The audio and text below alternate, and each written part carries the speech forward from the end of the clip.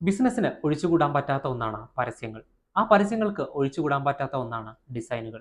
പ്രൊഡക്റ്റിന്റെ package മുതൽ social media advertisement, നമ്മളൊക്കെ റോഡിൽ കാണുന്ന ആഡ് ബോർഡുകൾ, ടി വി അഡ്വർടൈസ്മെന്റ് മൊത്തം ഗ്രാഫിക് ഡിസൈനിങ് ഡിപ്പാർട്ട്മെന്റ് ഇല്ലാതെ നമുക്ക് സങ്കല്പിക്കാൻ പോലും ആകില്ല.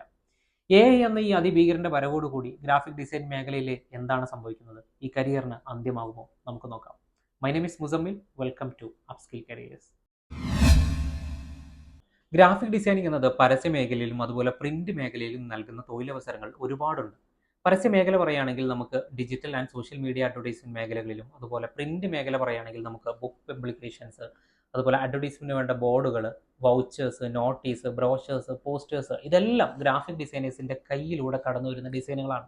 സോ ഇതെല്ലാം പെർഫെക്റ്റ് ആയി ചെയ്യാൻ ഗ്രാഫിക് ഡിസൈനേഴ്സിന് ഇന്ന് വിപണിയിൽ ഒരുപാട് ആവശ്യമുണ്ട്.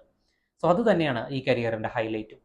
എന്താണ് ഒരു ഗ്രാഫിക് ഡിസൈനേഴ്സിന് വേണ്ട ബേസിക് സ്കിൽ? അടിസ്ഥാനമായി ഒരു ഗ്രാഫിക് ഡിസൈനർക്ക് വേണ്ടത് ക്രിയേറ്റിവിറ്റി സ്കില്ലാണ്. അതായത് ഒരു പരസ്യത്തെയോ അല്ലെങ്കിൽ ഒരു ബ്രാൻഡിനെയോ എങ്ങനെ കസ്റ്റമേഴ്സിലേക്ക് ഈസിയായി കമ്മ്യൂണിക്കേറ്റ് ചെയ്യാം എന്നുള്ളതാണ് ഒരു ഡിസൈനർ എപ്പോഴും ശ്രദ്ധിക്കേണ്ടത്. അത് പോസ്റ്ററുകളായിട്ടോ അല്ലെങ്കിൽ ആനിമേഷനുകളായിട്ടോ അല്ലെങ്കിൽ ഏത് രീതിയിലാണെങ്കിൽ കൂടി കസ്റ്റമേഴ്സിന് എന്താണ് ഈ കമ്പനി, അവർ എന്ത് സർവീസാണ് പ്രൊവൈഡ് ചെയ്യുന്നത്, എന്താണ് അവരുടെ ക്വാളിറ്റി എന്നുള്ളത് ഈ ഡിസൈനർ ഡിസൈൻ ചെയ്യുന്ന പരസ്യത്തിലൂടെ കൃത്യമായി മനസ്സിലാക്കാൻ പറ്റണം. സോ ഇതാണ് ബേസിക്കലി വേണ്ട ഒരു ക്വാളിഫിക്കേഷൻ. ഇനി അത് പ്രിന്റ് മീഡിയയിലേക്ക് വരികയാണെങ്കിൽ ഒരു ലേ ഔട്ട് എങ്ങനെ സെറ്റ് ചെയ്യണം, അല്ലെങ്കിൽ അവരുടെ കളർ എങ്ങനെ പാറ്റേൺ സെറ്റ് ചെയ്യണം, ലോഗോ ക്രിയേറ്റ് ചെയ്യുകയാണെങ്കിൽ ആ ലോഗോയിലൂടെ എങ്ങനെ ഈ ബ്രാൻഡിന്റെ സർവീസ് അല്ലെങ്കിൽ ബ്രാൻഡ് എന്താണെന്നുള്ളത് ആളുകൾക്ക് കമ്മ്യൂണിക്കേറ്റ് ചെയ്യണം എന്നാണ് ഒരു ഡിസൈനർ എപ്പോഴും ശ്രദ്ധിക്കേണ്ടത്. സോ ഈ ഒരു ഐഡിയ ആണ് എപ്പോഴും ഒരു ഗ്രാഫിക് ഡിസൈനേഴ്സിനെ വേറിട്ട് നിർത്തുന്നത്. സോ ഈ ക്രിയേറ്റിവിറ്റി സ്കിൽ എങ്ങനെയാണ് കിട്ടുന്നത്? നിരന്തരമായ നിരീക്ഷണങ്ങളിലൂടെയും ആലോചനകളിലൂടെയാണ് നമുക്ക് ഈ ക്രിയേറ്റിവിറ്റി കിട്ടുന്നത്. അത് നമ്മുടെ ലൈഫ് എക്സ്പീരിയൻസ് ആവാം, അതുപോലെ നമ്മുടെ ഒബ്സർവേഷൻ, മറ്റുള്ള ബ്രാൻഡുകൾ എങ്ങനെ വർക്ക് ചെയ്യുന്നു അല്ലെങ്കിൽ അവരെങ്ങനെ ഓഡിയൻസിലേക്ക് കമ്മ്യൂണിക്കേറ്റ് ചെയ്യുന്നു എന്നുള്ളതൊക്കെ നമുക്ക് നോക്കിക്കഴിഞ്ഞാൽ നമുക്കത് കിട്ടുന്നതാണ്. മാത്രമല്ല ചെയ്ത് എക്സ്പീരിയൻസ് ആകുന്ന സമയത്തും നമുക്ക് ഈ ഒരു ക്രിയേറ്റിവിറ്റി വളരെ പെട്ടെന്ന് കമ്മ്യൂണിക്കേറ്റ് ആവും. AI തീർത്തു കളയുമോ ഗ്രാഫിക് ഡിസൈനിങ് കരിയർ? നോർമലി ഒരു കരിയർ അന്വേഷിക്കുന്ന സമയത്ത് എല്ലാവരും ചോദിക്കുന്ന ഒന്നാണ്, AI എന്ത് ഇമ്പാക്റ്റ് ആണ് ഗ്രാഫിക് ഡിസൈനിങ് മേഖലയിൽ ഉണ്ടാക്കാൻ പോകുന്നത് എന്നുള്ളത്. അതിന് സംശയമൊന്നുമില്ല. കാരണം മിഡ്ജേണി പോലുള്ള ഒരുപാട് സോഫ്റ്റ്വെയറുകൾ ഇന്ന് ടെക്സ്റ്റ് കൊടുത്തു കഴിഞ്ഞാൽ അതിന്റെ ഇമേജ് ജനറേറ്റ് ചെയ്ത് തരുന്ന ഒരു കാലമാണ്. കേവലം ഒരു മിഡ്ജേണി മാത്രമല്ല, ഒരുപാട് AI ടൂൾ ഇന്ന് അവൈലബിൾ ആണ്. സോ ഇതെല്ലാം ഗ്രാഫിക് ഡിസൈനേഴ്സിന്റെ പണി കളയുമോ എന്നാണ് നോർമലി ഈ ചോദ്യത്തിന്റെ ഒരു ഒരു കോണ്ടെക്സ്റ്റ് ആയിട്ട് വരുന്നത്. സോ ഇതിന്റെ ഉത്തരം എന്ന് പറയുന്നത്, എത്ര തന്നെ AI ഡെവലപ്പ് ആയാലും AIക്ക് ഇല്ലാത്ത ഒന്നുണ്ട്, ക്രിയേറ്റിവിറ്റി. അത് ഹ്യൂമൻസിന് മാത്രം ഉണ്ടാകുന്ന ഒന്നാണ്. ഇന്ന് കമ്പനികൾ ഫോക്കസ് ചെയ്യുന്നതും എല്ലാവരും ചെയ്യുന്ന അതേ പാറ്റേണിൽ ചെയ്യണം എന്നല്ല, സംതിങ് ഡിഫറെന്റ്, ഒരു യുണീക്ക്നെസ് അവരുടെ ബ്രാൻഡിൽ അവർ കൊണ്ടുവരാൻ എപ്പോഴും ശ്രമിക്കുന്നുണ്ട്. അപ്പോൾ ആ ഒരു യുണീക്ക്നെസ് കിട്ടണമെങ്കിൽ ഒരു ക്രിയേറ്റർ ആവശ്യമാണ്. ആ ക്രിയേറ്റിവിറ്റി എന്ന് പറയുന്നത് ഹ്യൂമൻസിന് മാത്രം സാധ്യമാകുന്ന ഒന്നാണ്.